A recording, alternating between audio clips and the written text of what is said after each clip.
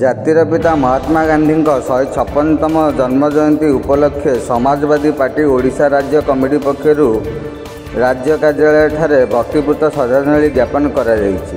ଏହି ଅବସରରେ ପାର୍ଟିର ରାଜ୍ୟ ସାଧାରଣ ସମ୍ପାଦକ ପ୍ରତାପ କିଶୋର ବାରିକ, ମିଡ଼ିଆ ସେଲ୍ ସଭାପତି ପ୍ରଦୀପ ମିଶ୍ର, କୃଷକ ଶାଖା ସଭାପତି ବିଜୟ ବେହେରା, ନୟାଗଡ଼ ଜିଲ୍ଲା ସଭାପତି ହୁଲାସ ବାରିକ ଏବଂ ଯାଜପୁର ଜିଲ୍ଲା ସଭାପତି ଦୀପକ କୁମାର ସାହୁ प्रमुख उपस्थित रही बापूंको स्मृति चारण करने सह राष्ट्र पई तांकर अवदान भारतीय मानक पई चिरस्मरणीय होई रहिबो बोली मत व्यक्त करथिले। मु प्रताप किशोर बारिक, राज्य महासचिव समाजवादी पार्टी ओडिशा। आज जातिर पिता महात्मा गांधींकर 156तम जयंती आमर समाजवादी पार्टी ऑफिस रे महासमारोह पालन कलु।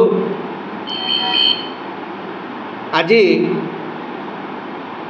आमर समाज को जो अहिंसार वार्ता महात्मा गांधी दे जाइछन्ति से अहिंसार वार्ता को नहीं आमे जदि आम समग्र राज्य रे समग्र देश रे समस्त पाखरे पहुँचाई पारिबा ताहले आमर समाज शृंखलित रहिबो। आपण जानिथिबे महात्मा गांधींकर प्रत्येक भाषण रे गोटे आदर्शवादी नीतिवाक्य थिला, डू और डाई। डू और डाई रे अर्थ आपण बुझुथिबे काम कर नहले मरी जाओ, ता नुहे।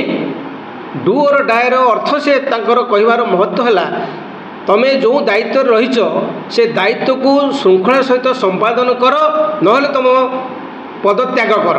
डू और डाई, तुम से पदर मर्यादार काम कर नहले से पद छाड़। तेणु आज दिन में आम से स्लोगान को मन पकाई ये जो डबल इंजिन सरकार को आम चेतई देवा चाहूँ।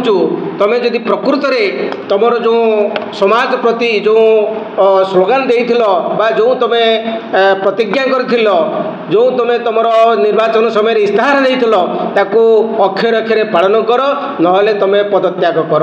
आज यही दिन में आम ये डबल इंजिन सरकार को बीजेपी सरकार को समाजवादी तरफ गोटे आह्वान करुचु, डू और डाई। तुम्हें काम कर नहले पद छाड़, तुम गादी छाड़। आज आह्वान।